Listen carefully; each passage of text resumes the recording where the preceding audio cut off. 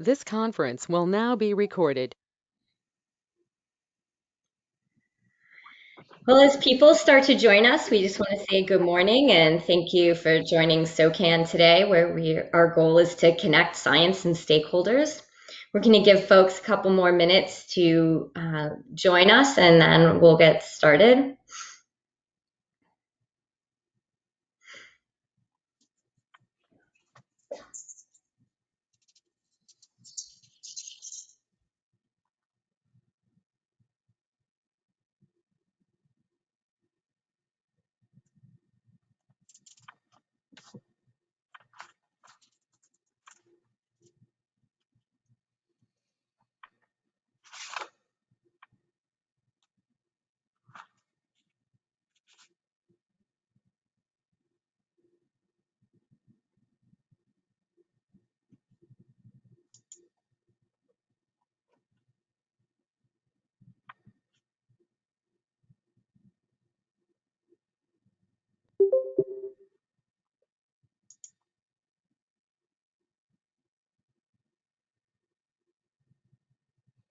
We need some background music.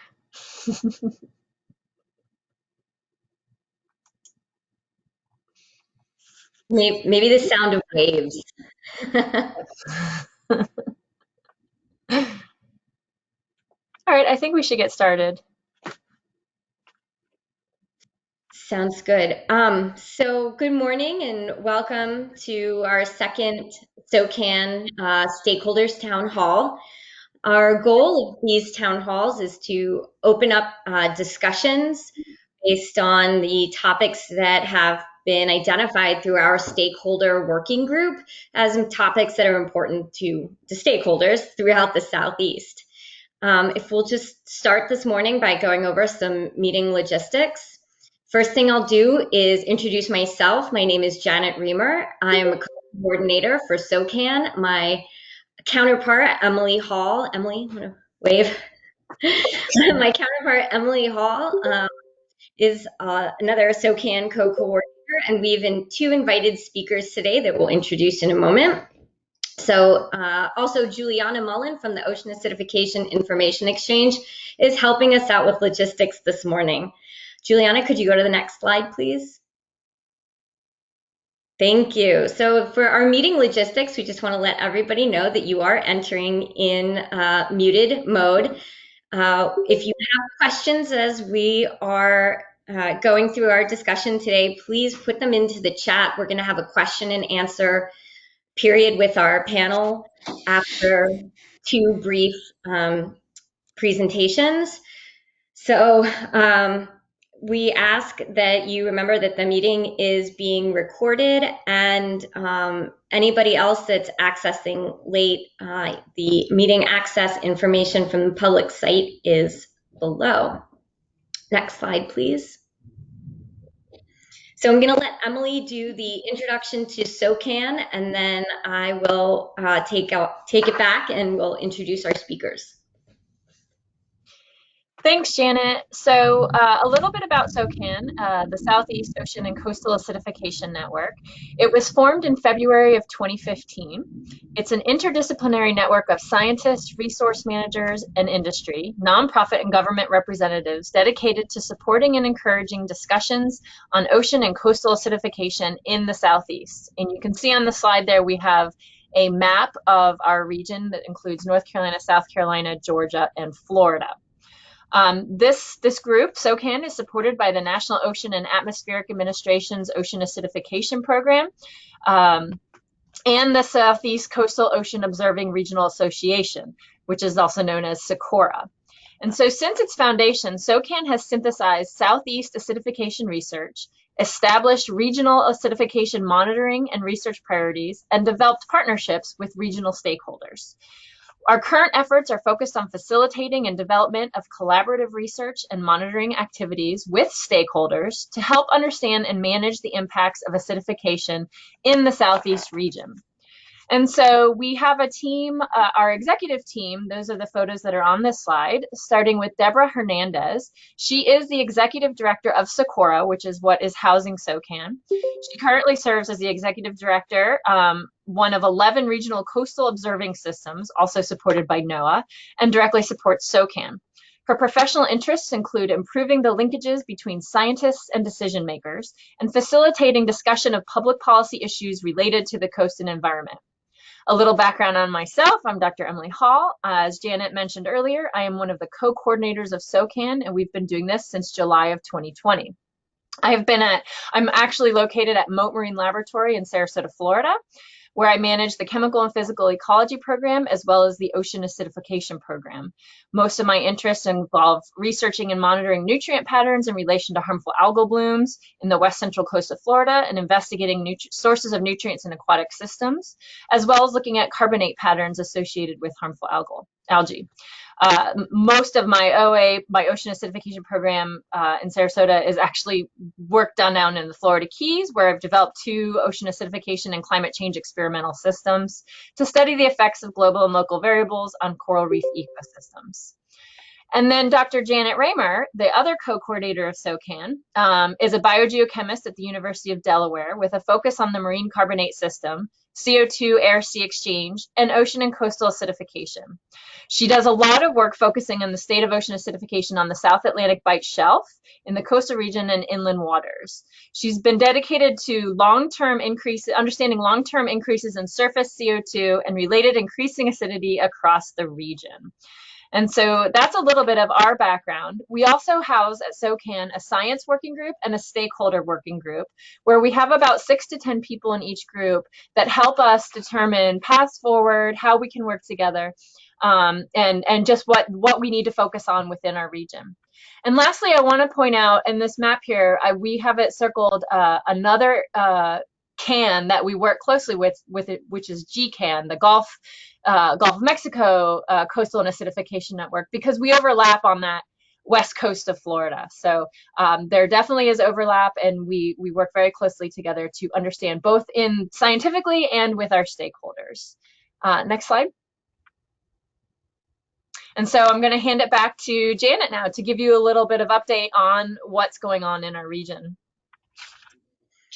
So since the inception of Socan, we've really tried to focus on how to translate information to not just other researchers, but also how to make this important and tangible to stakeholders.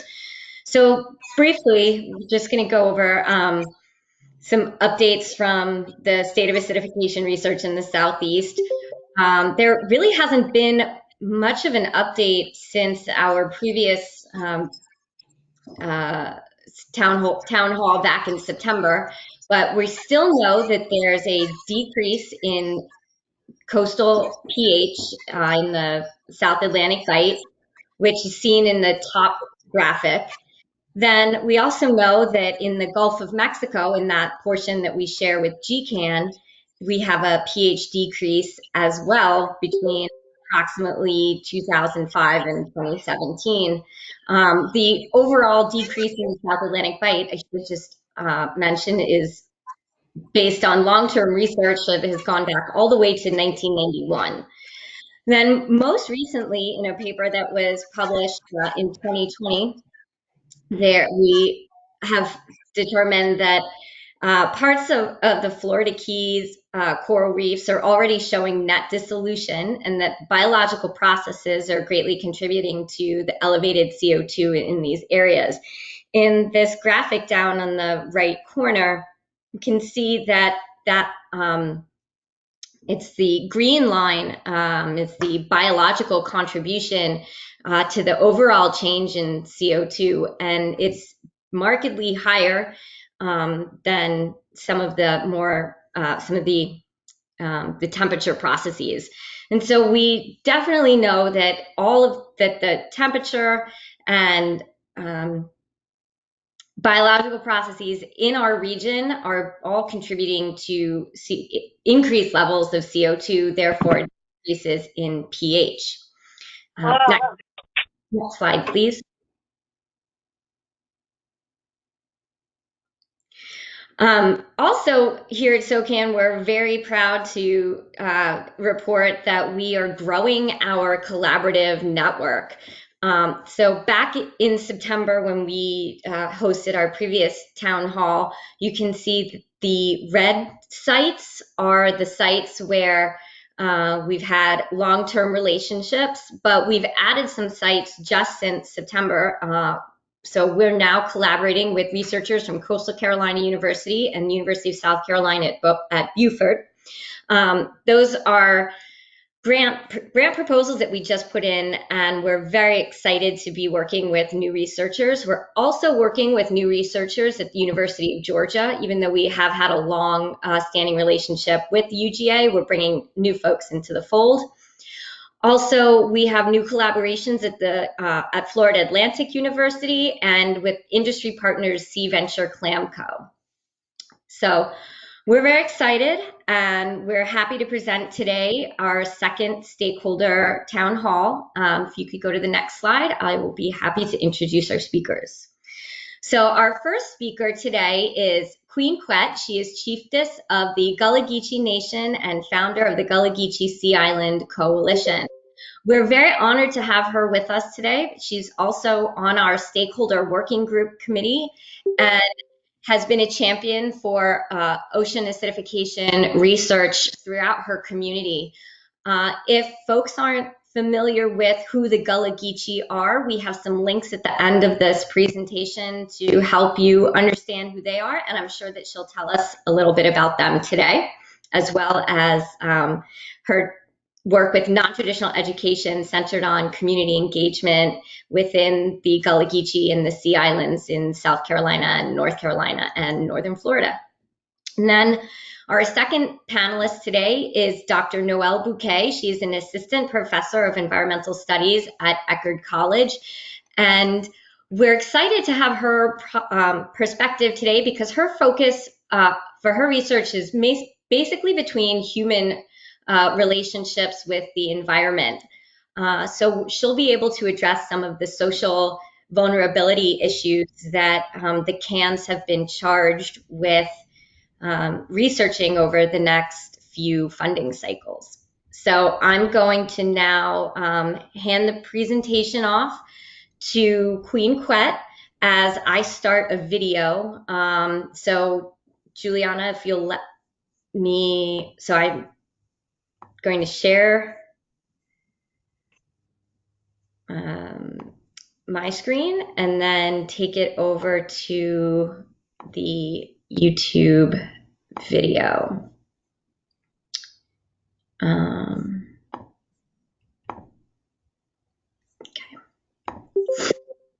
Children, plenty people never see this show. Gonna see how the sunshine. But we be from these islands, from Jacksonville, North Carolina to Jacksonville, Florida, in the land of the Gulligici. This year to the Gulligici Nation. In the sun, rise, God, done smile upon me. Yeah, this your way. The river and they go right on yonder to the ocean. Oh, 100 children. We can't see the video. See the video? The video is not showing. Okay. A thing like that. Juliana, do you have any ability to show it? Yeah, Give me 1 second. Okay, that would be great. Sorry, everyone. We thought we had this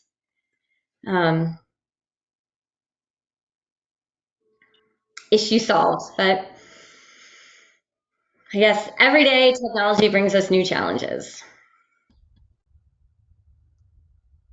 There we go. We can see now. We can't hear yet.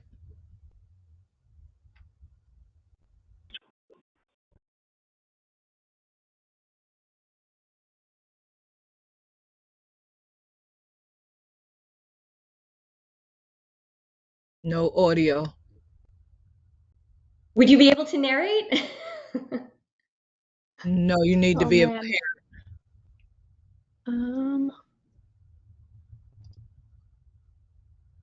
There we go. Okay.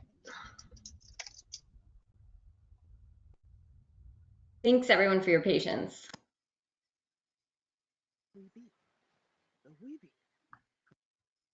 Turn it up a little. It's low. Plenty people never see this young kind of sialan sunshine. Never yet but who we be. But we be from these islands, from Jacksonville, North Carolina to Jacksonville, Florida, in the land of the Gulligici. This year to the Gulligici nation. In the sun, rise, we say, God, to smile upon me. Yeah, this your way. We river and thing. Go right on yonder to the ocean. Over 100 children. Want you to take a little journey down this creek with me. We gather, we swim, and things like that. And why this year concern we on these island where we cast, we net like we ancestors finna do. And pick we oyster too. Yeah, this is the other me, Queen Quet, you see, working for whole upon this your shoreline and my community. At the sea level rise, then they tell me, see the ocean acidified. So, what does you mean? As you would say, what does this mean to all of us that enjoy this atmosphere and most of all, the ocean? Well, the ocean doesn't stay in one place throughout the day. And as the temperatures change with the climate and the things that we do on the earth continue to change and alter and go into the ocean, we now have a new word that just like you might have never heard the Gullah language when I was speaking it, we never heard the word ocean acidification until they came from the scientists to our shorelines here in the Gulligici nation. Burning fossil fuels releases CO2 into the atmosphere. Bodies of water, like the ocean, absorb the CO2. This causes the ocean to warm and acidify, which is harmful to the aquatic creatures, or as we say, the creatures with DNAC and things like that. So now the water's acidity levels can be affected by land pollution, by runoff from hard surfaces like parking lots and roads that we drive on, or changes in water particle composition that come from people putting out what I call destruction.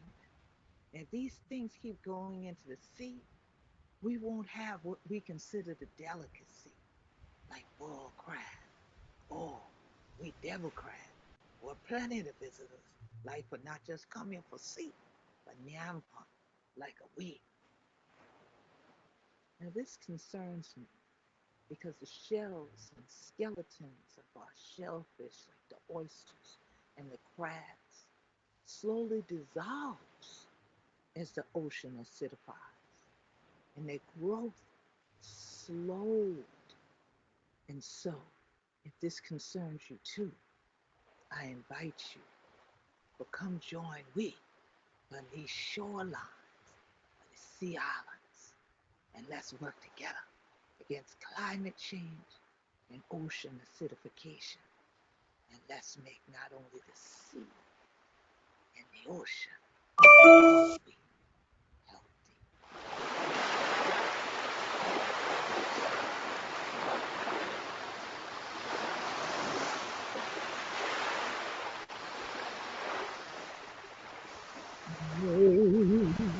In the water, wade in the water, children, wade For finding in meaning the in space, water, we want to make sure God presence. and God Yeah, want meaning in space. trouble the water.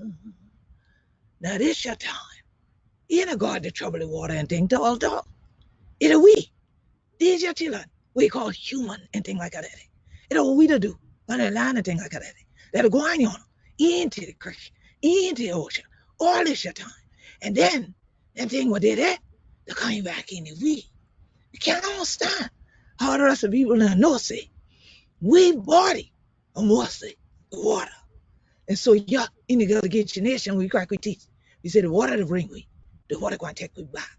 So we have a take back. We action thing. We did it for do good thing to this your land. We did it for do good thing to the water and thing like that. We have a land for do thing another rest of we, so that you heal the hurt and thing like that. And what greater time for do this year? They're right in time. Earth month, Earth day, and thing like that. 100 children yeti. What I say? Now see, you might have heard what I said, but did you really comprehend it? Did you, as I say, overstand it? In your language, you would say understand all of what I said. Well, if you didn't, it's because I was speaking my native tongue, which is Gullah. And a derivative of that native tongue is Geechee, or it's a dialect or a pidgin, a bridge language between those who speak like this and then we'll draw them down like this. And so over the decades, from the 1500s forward, Gulligici culture evolved on what are the sea islands from Jacksonville, North Carolina to Jacksonville, Florida. As we would say, Jacksonville, North Carolina to Jacksonville, Florida, anything like that, and go 35 miles inland to the St. Johns River. So we have our own unique language, our own unique food ways, our own unique spiritual practices, our own unique sound. That's the basis for the spirituals that have gone worldwide. But they started here. And in particular, the first time they got codified was on my home island, St. Helena Island in South Carolina in Beaufort County. Beautiful Beaufort by the sea. Why would I be so interested in what we can do together and joining a group that says so can? My thing is I kind of add the we in between because we like to say we be. So I like to add in so we can. And we can do this together to educate more people about what we all strive to fight for, that we as scientists, I'm a computer scientist and a mathematician, that we as scientists get out here and get into the field and collect the data about, that we can get the rest of the community to engage in really under and understanding that data. My thing is, a lot of times when we write our things down and we talk to one another, it's techno speak. So it's just as good as a little while ago when you might have been sitting there going, okay, is she going to speak like that the whole time? I don't know what she's saying. Think about that as a scientist. Think about that as an environmentalist. Are you speaking in ways that the particular community you're in, especially here in the Southeast, that has multiple cultures, do they get what you're saying? Or are they wondering, are you going to keep speaking like that? So when I got involved with the ocean acidification information exchange, I got in through the work we've done with the Ocean Conservancy that's part of our Gulligici sustainability think tank. And I quickly realized that a lot of what I was seeing on our exchange, a lot of our exchanges were in what I call techno speak. They were in a whole nother language that community members here in the Gulligici Nation wouldn't necessarily understand without a lot of translation. So I wanted to work on a project that could build capacity in terms of my community becoming that more engaged in this work to change the behaviors on land that are having negative impacts to our waterways. So proudly, the exchange awarded me a sub-grant to be able to create a lesson on ocean acidification. Since then, I've also done a heat islands video and other materials that go with this video that you see as an overall climate action education plan to engage people, whether they're homeschoolers normally or homeschoolers now because of the pandemic, to be able to actually engage with the entire family so that it could be intergenerational and it could be put literally in a language that Gulligicis truly understand because it's our mother tongue. We don't have literature in our education systems at all, at no point in time, that's actually been written by native Gulligicis who live the traditions that ensure that our language is used and that our methodologies for learning are used. And our methodologies are intergenerational and they're circular. They're not so linear as we as scientists tend to get involved in as we extrapolate things and we compute our findings. So, in order to engage, we like to open that circle up wider and wider. And if we do this with the elders passing knowledge down as traditional knowledge of how we've always lived in balance with the land and the water, because we believe the land is our family and the waterways are our bloodline.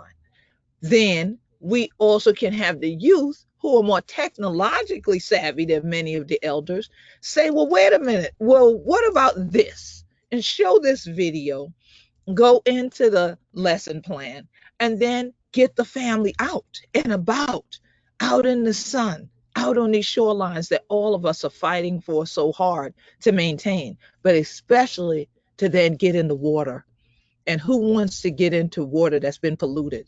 Who wants to get seafood that has suffered from the ocean being acidified? I think if we think about that, we'd all kind of go, we don't. I used to give the Hudson River in New York as an example and say, would y'all eat a plate of seafood if I told you I just freshly caught it from there? And nobody ever told me they would. But now, what about the ocean in general? Shouldn't we start to become more concerned about our oysters and our blue crabs and the things that we consider a part of our staple diet here in the Gulligici Nation? Shouldn't we all be concerned about what if they didn't exist anymore? And it's all because we didn't take the time to educate ourselves, educate our community, educate our families about the simple thing that something that we do on land will affect the water, which will affect our sea creatures, which will affect our diets, which will affect us and our bodies. Because as I said to you in Gullah, it's interesting that we don't realize, just like the ocean, we are water. We are predominantly water. So we would want all water to be healthy, starting with you and me. So we have to take healthy actions on land. And sometimes people aren't doing it because they just don't understand how. So I wanted to take the time to really engage with you today in this town hall to talk about ways that we all can continue this journey together and open this circle of healing that much more. And that way be able to bless this land for future generations. So tanky, so can I know that we can do this together. Peace and blessings. Thank you. That's wow. We can definitely say we haven't had a stakeholder working group member that has been more dynamic than Queen Quet so far. So we're so happy that she's able to join us today. So our next speaker, Dr. Nicole Bouquet.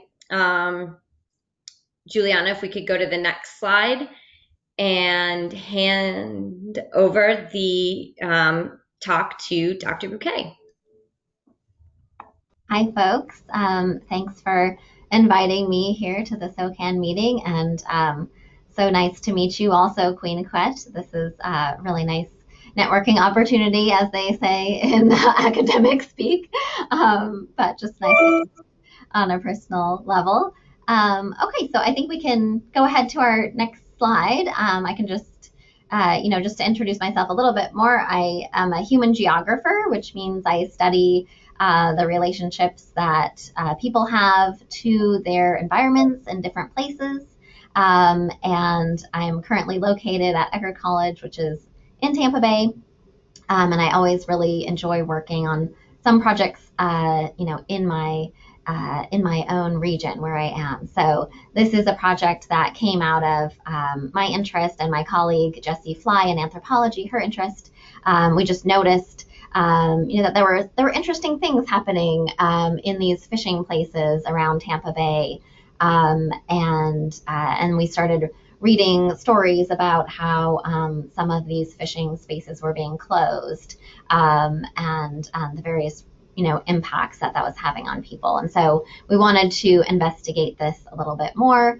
So our basic research question is, what benefits are derived from urban fishing, fishing around Tampa Bay? And just to note that our theoretical interest is in this idea of commoning.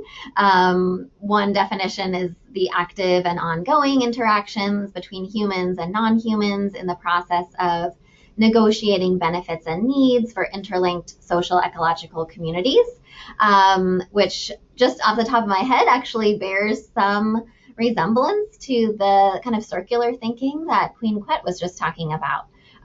It's the idea that, for a long time, people have studied resource commons as, resources that people manage collectively. And this idea of commoning tries to take that a little bit further and think about, how humans and non-humans are beneficiaries of different types of care. And so that's just a little background on the theoretical piece. But next slide. So I just wanted to mention these kind of related questions that we had as we began our project. We became very interested in the spaces of fishing, so how are public infrastructures and people's well-being interrelated. We were particularly interested in to what extent people were actually relying on shore fishing for food. And elsewhere this might be termed subsistence fishing. We weren't sure how to define it, so we didn't start out defining it from the beginning. And then we thought about, well, how might shore fishers be incorporated into policy, if at all, if that even makes sense? Do they want to be? But we certainly noticed that it seems to be a group that is often overlooked, and could be some of the most significant recipients of, beneficial nutrition from urban fisheries, as well as potentially subject to, contaminated seafood in certain areas. Okay, next slide. So just quickly, our methods, included a variety of means. We did quite a few interviews, just kind of semi-structured, open interviews with folks. We also did more structured surveys. So these were all, intercept. We went around Tampa Bay to a number of different types of locations, and surveying people about their fishing habits, essentially. We're also doing a historic newspaper data review of fishing in the Tampa Bay area, going back to 1900. So we're still working on that. That's a little slow going. And then since the pandemic, we've also been doing a lot of just observations, getting out there fishing ourselves and just watching and listening, and chatting with people as it's safe to do so. Next slide. So I mentioned we're here in Tampa Bay, which is on the west coast of Florida on the Gulf side. You can kind of see the Pinellas County Peninsula is where we're sort of centered. So we have survey locations on the Gulf Coast side, as well as all the way around Tampa Bay, and just ending in the kind of Anna Maria, Bradenton area. So these are all our sites. Next slide. So just to get to our results, one of the most interesting things I found was just the amount of time that people are spending fishing is quite a lot. The average time was 5.5 hours, and the median time was 5 hours. So, if for no other reason, we're very interested in these public spaces, and sometimes not so public spaces, where people are spending so much time. Suggests that it's important to pay attention to. And people are also fishing quite frequently. As you can see here, more than half of people are fishing, more than 6 times a month, and 18% of people are fishing more than 15 times a month. And as the other, statistics shows, they're spending a lot of time out there when they do. So we've got some people, of course, who are more casual fishers, but we have quite a contingent of folks who spend, a lot of days, a lot of time out there fishing. Next slide. And we found that these fishing spaces are quite diverse, especially as compared to many other public spaces in Tampa Bay, which has a history of segregation. And we found in the fishing spaces that, we see more diversity of people in a concentrated space than we see in many other areas of the region. And we also see a much higher percentage of Asian folks who are fishing than comprise the region. I think they're about 4% of the population as a whole, and as you can see, making up 12% of fishers. But we saw a lot of diversity in general, and this is actually something that we are looking further into, what kinds of interactions are happening in these spaces. Are people just sharing physical space, or are there, to what extent are there, conversations and interactions happening? Okay, next slide. And then we had a couple questions in our survey that were directly from the National Survey on Food Security, because we wanted to know how many of the urban fishers that we were talking with were actually food insecure. So we had about 17% of our respondents sometimes or often did not have enough money to buy food over the past year. And 11% specifically said that fishing helped to keep their household from going hungry. So really, really critical resource for a pretty significant number of folks. Okay, next slide. And these were just some of the things that people said that sort of reinforce, the nutritional component being important for folks, right? Some people fish for sport. I fish for support, we were told. And this person was specifically, kind of separating themselves from other folks who were out there fishing for recreational purposes or sport purposes. And they were saying, no, this is for my sustenance. Same idea from this another person who said, the water is my grocery store. So for some folks, very deep connections to eating and consuming those fish. Next slide. And I also just want to mention, even for folks who are not food insecure, cooking and eating their fish catches was very important. 77% of all of our survey respondents cook and eat their catch. And so just a really large majority. People talked about catching and eating 27 different species from Tampa Bay. They're keeping quite a few fish on a typical trip. It's, the median was 4 and the mean or the average was about 5.5 fish. So, it makes sense when you think about how much time they're spending out there as well. And about half of folks are sharing fish with friends and neighbors on a regular basis. So it's a sharing activity, it's a provisioning activity for most of the fishers that we interviewed. Next slide. And the mental health benefits of fishing actually emerged as quite a large theme as well in our interviews and surveys. In addition to the food component, so many people talked to us, and this was well before, we started this research well before the pandemic, and just so many people talked about the peace that they received from fishing, from being at the water's edge. Here someone said it's a stress relief. You're out here, you're burning time, you're letting the world melt away. So we have this kind of, this is just a representative quote, but we had so many people talk to us about this interesting way that time sort of slowed down for them. And really, people talked about how fishing made their pain go away. And so just really interesting ways that people talked about the mental health benefits of fishing. Next slide.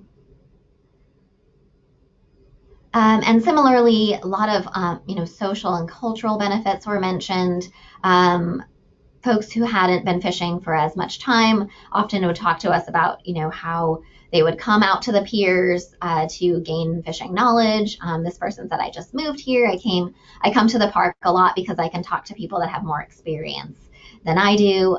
So there's this, kind of transfer of knowledge happening in these spaces, which we found really interesting. Next slide.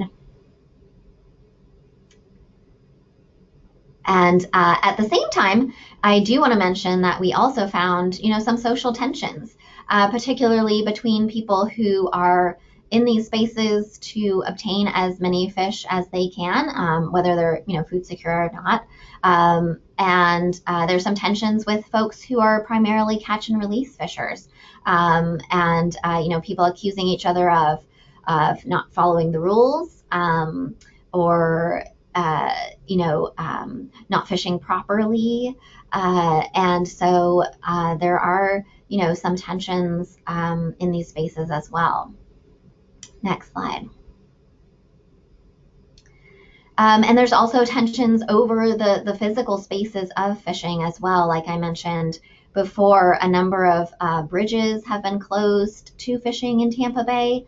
And there are some questionable kind of reasoning as to why some of these spaces have been closed. There's been numerous kind of back and forths in newspaper articles, about, people complaining about people leaving fish hooks around and so forth. But there's also suspicion that, some neighborhoods just don't like the looks of fishermen coming in and spending time on their bridges. And so there's some real tensions here over fishing spaces. And one result of that is that people are being pushed into more and more marginal areas, such as underneath bridges, which in many ways, can be more dangerous to get into these fishing locations, and is not as, aesthetically pleasing or, enjoyable in many ways. So we have tensions over the physical spaces themselves as well. Next slide. And similarly, there are also, questions about water quality. We asked people on a scale from 1 to 5, from dirty to very clean, how do you feel that the water quality is? We got a mean about in the middle, 3.5. Most people rated it.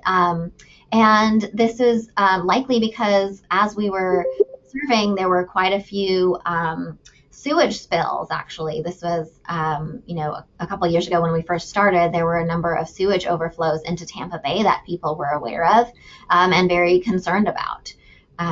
Next slide.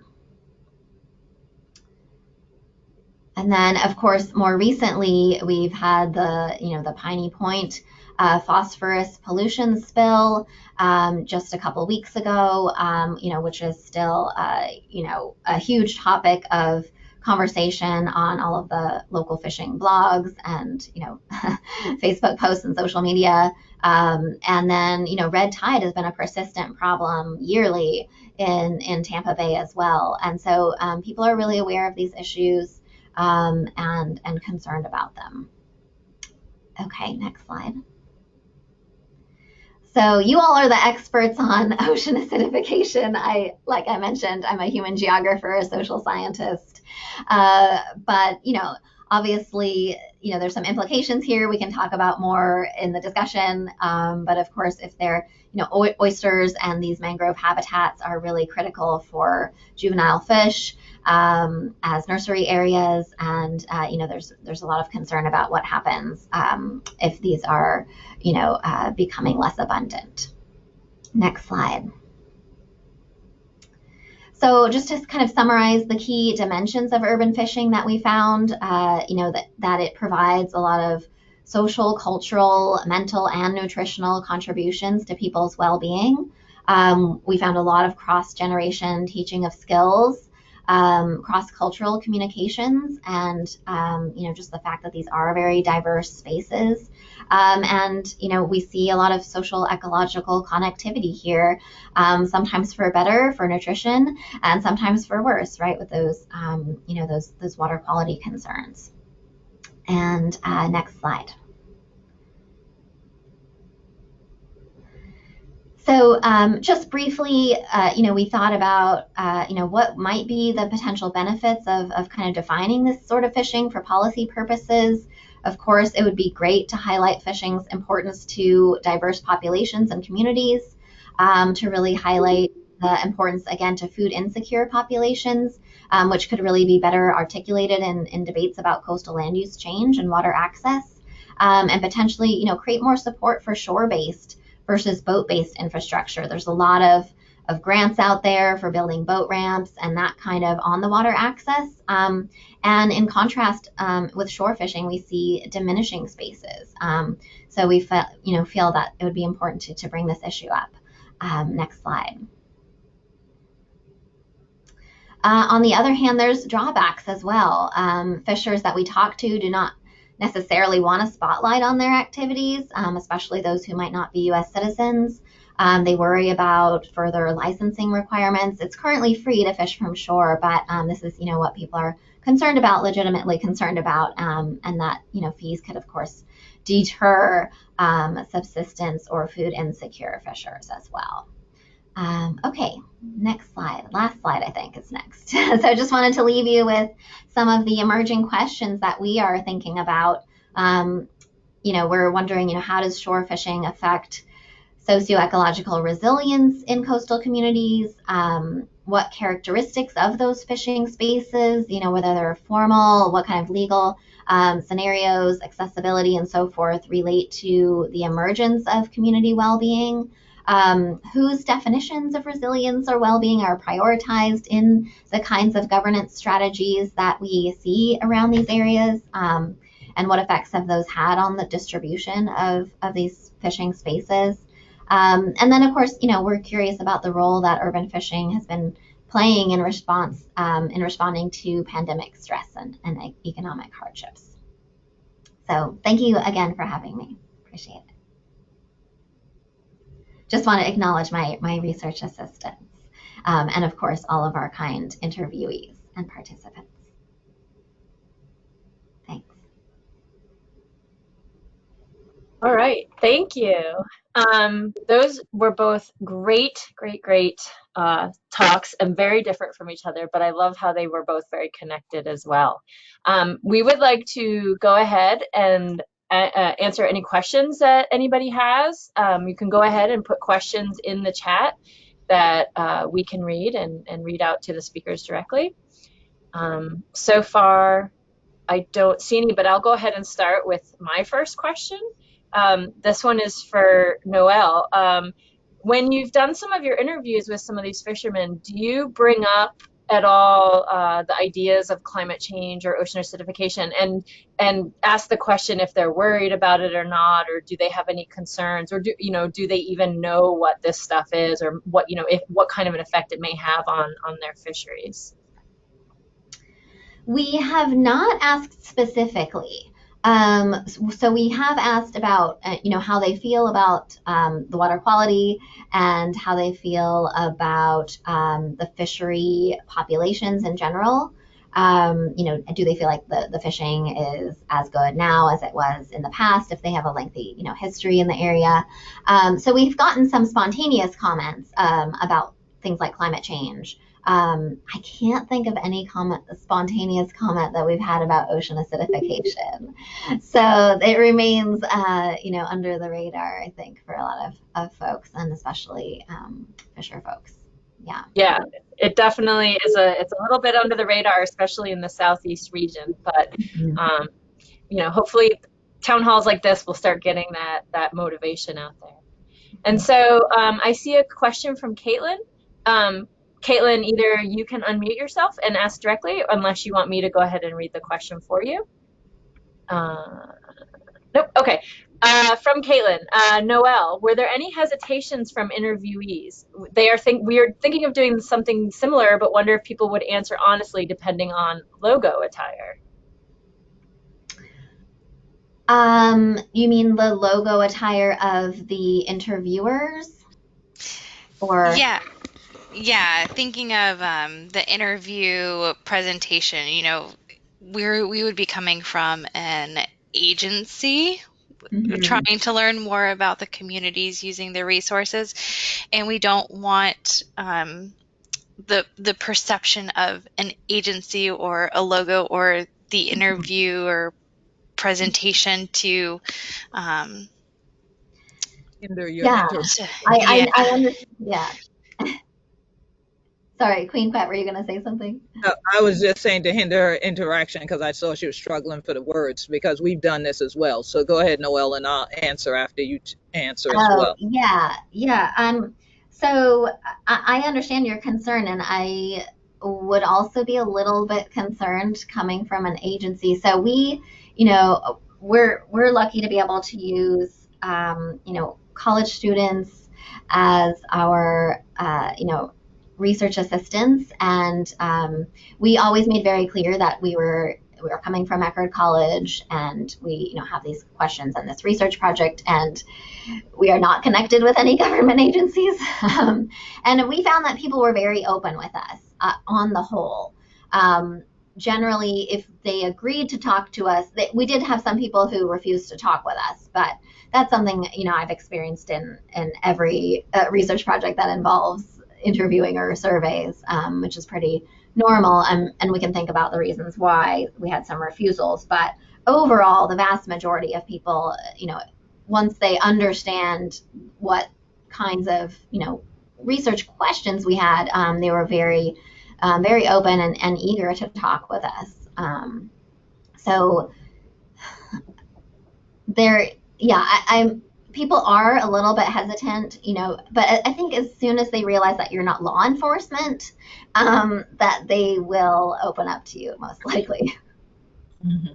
And law enforcement, even in the sense of not being part of the Department of Natural Resources, because here in the Gulligici Nation, we have a whole plethora of stories of fishing while black, and it all being predicated upon DNR coming on people's boats, confiscating the boats, confiscating the seafood, just considerable amounts of harassment, and then finding people jailed over not being able to pay the fine they got, where all they were doing is getting food to feed their families, and then turn around to find out where there's a fishing camp that DNR has, where once they take their seafood, they go there with the DNR people and some of the local sheriff department, and they eat all the people's seafood. And so then Gullah families go hungry while they have fun eating the food.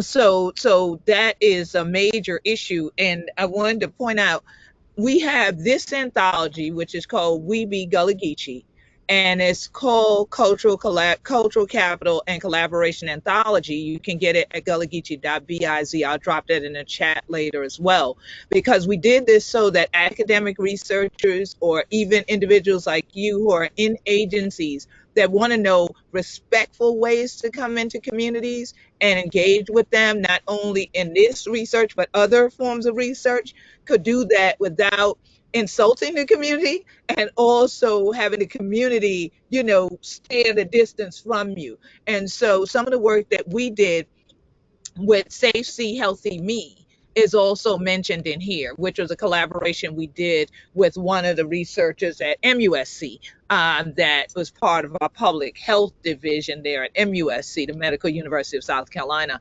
And so they're part of our Gulligici sustainability think tank as well. So this question of the logo on your outfit does make a difference, whether people, because they're not going to necessarily let you get close enough for them to look at it and say, it's not DNR or it's not the police department or somebody. They're just going to see a uniform and they may avoid you. They may even get in their trucks or whatever and just leave because they're not sure who you actually are. So definitely that came up in that discussion for Safe Sea Healthy Me and the data gathering. So when you asked that, I had a flashback to that, and how we had to then have the students, as Ms. Bouquet mentioned, have students out in the field doing research, but they were just, dressed like college students dress and enjoying outside, right? So you could do the same, just enjoy outside and then just talk to people casually, and then see if they're willing to really talk and engage with you without them feeling frightened off just at a distance. That's great information from both of you guys. I have another question from Heidi Lovett. This is for Queen Quet. She'd like to know, has there been assessments of how important local seafood is to the diet of Golagici, and what % of the diet? Absolutely. The same project that I referenced, Safe Sea Healthy Me, Dr. Jamel Ellis was working on the coast at that time. She's now working on another project that I'm engaged with her now about STEM education.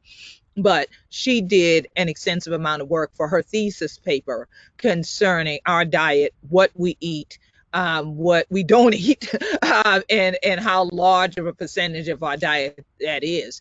So yeah, that type of research has been done. And I can just tell you, being a native Gulligici, that seafood and rice are two of the major staples of our diet. And so I was outraged and had to immediately contact the governor of South Carolina during the pandemic, when he decided that because of the people who were coming to the coast for recreational activities, they were going to shut all the public docks down and all of that. I had to immediately let him know, you can't starve my community based on the tourists. So you need to adjust that, because if there are native subsistence Gulligicis going out, they shouldn't be told that they can't go out, because we have to definitely make sure we eat and sustain ourselves. So yeah, that's a major thing, and we have done that work before.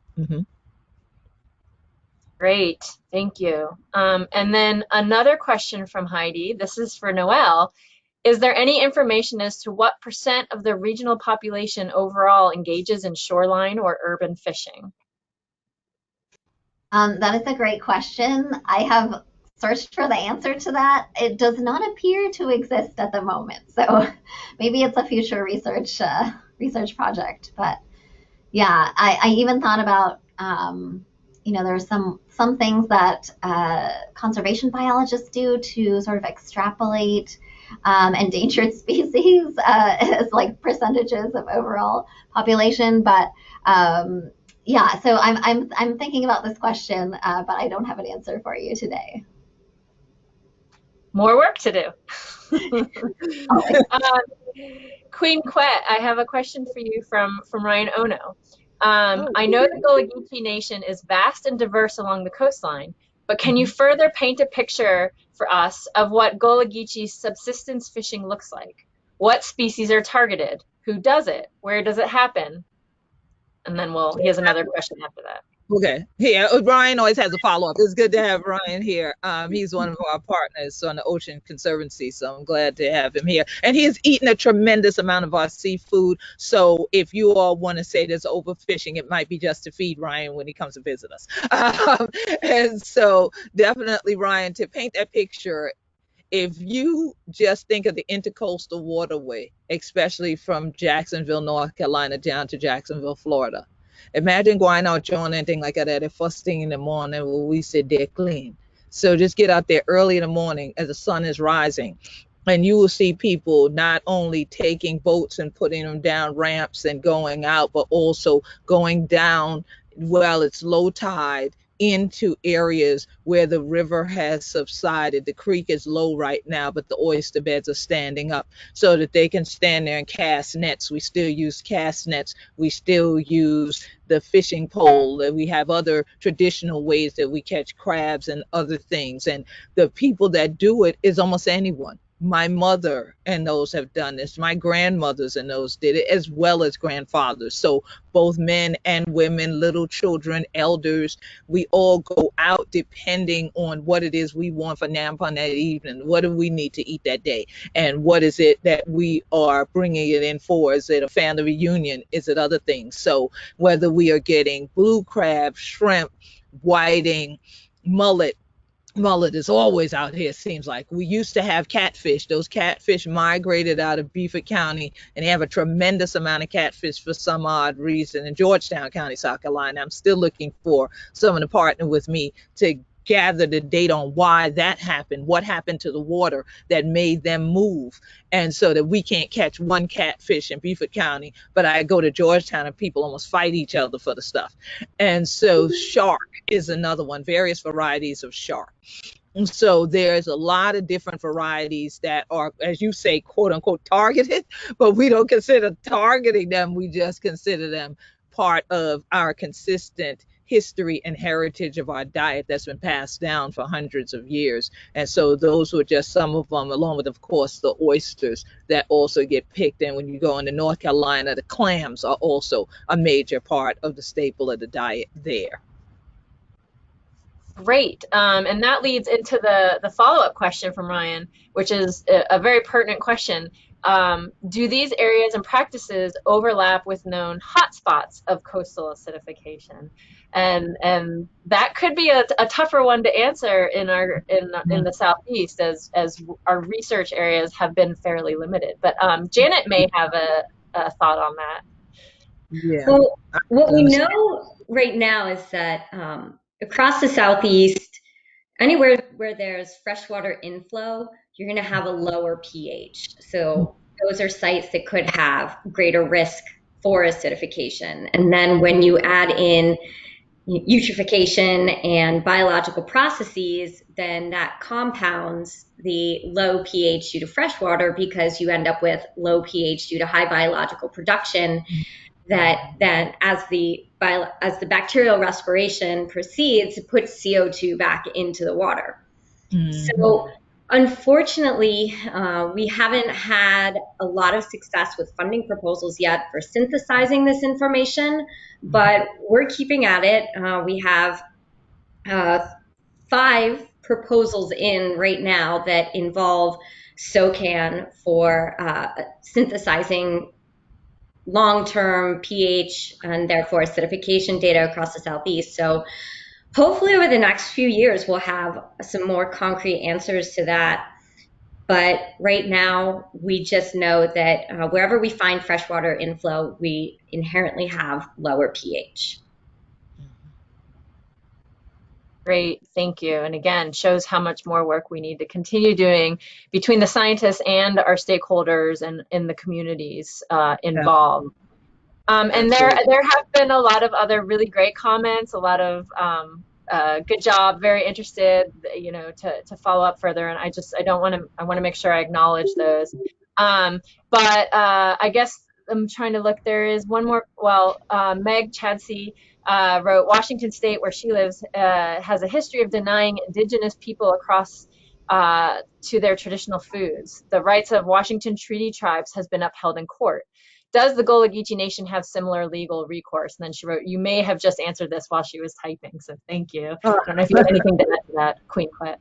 Yeah, please. Yeah, I didn't answer that. I just answered that the Ace Basin is a prime example of a place that we need to study to find out if that's a hot spot based on what Janet had said. But the Ace Basin is a place we love because I've been part of Living Shorelines activities there, and it, amongst various areas here in the Gulligici Nation, have been threatened numerous times. And of course, for various means, people overbuilding, people now doing sand mining near these places, and all these areas that we consider protected to try to protect the waterways and the lands are threatened right now. So with the Gulligici Nation, we use a number of tools to fight all these different legal battles, because we have both dual citizenship in the Gulligici Nation and in the United States. And we are considered, quote, a minority within a minority in the United States. And there are specific minority rights laws that apply to us, as well as the fact that Gulligici culture emerged from these sea islands in this coast. So we are indigenous to this coast. We have African ancestry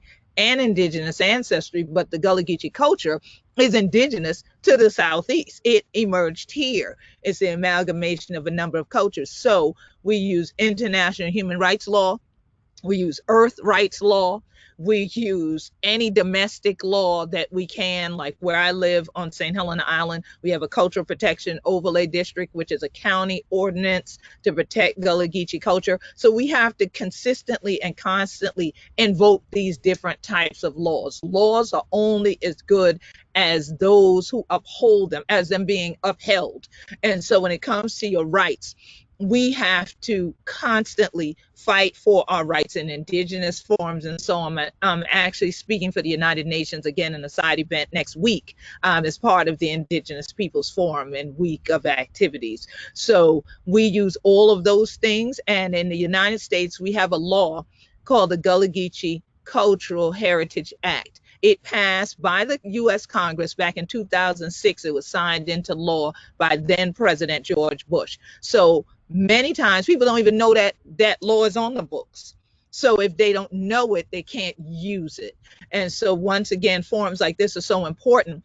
And the things that we do, and we have a lot of things on GullagiCiNation.com and on our Gullah-Geechee Nation Facebook fan page, so people can keep up, because we have a plethora of legal battles that we're fighting at all times. I'm right now about in 5 different legal battles right now simultaneously, and we use all of the above, especially fighting for our indigenous rights. And again, in the We Be Gullah-Geechee book, we talk about our indigeneity and how that's important and how people have to recognize it and respect it. That's great. And Ryan did throw in a comment, Ryan Ono, that said the Golagici cooking is amazing. So we all have to come and try it for sure. So it doesn't look like there are any more questions, and we are at the end of our time. Janet did remind me to say that if you do have further questions, you can reach out to us at socan@socorro.org, and we will be sure to get your questions answered. Janet, is there anything else you want to close with? No, we just want to thank everyone for joining us today. And if you're not aware, the cans across the country have been charged with really digging into the social vulnerabilities and the socioeconomic vulnerabilities due to acidification. So if anybody has any insights that they want to share with us, we're all ears. We are looking for partners. We want to engage with the community. And this is really just a starting off point so that we can start that conversation with various aspects of industry and other stakeholders. So we're looking forward to working with everyone. And thanks again for joining us today. So I guess we will end it there. This presentation will be posted on the Socan website, and it should also be available through the Ocean Acidification Information Exchange. So thanks again to our speakers and everyone that joined. Thank you for having me. It was a blessing. Peace. Stay safe and healthy, everyone. Thanks again for having me. Appreciate it.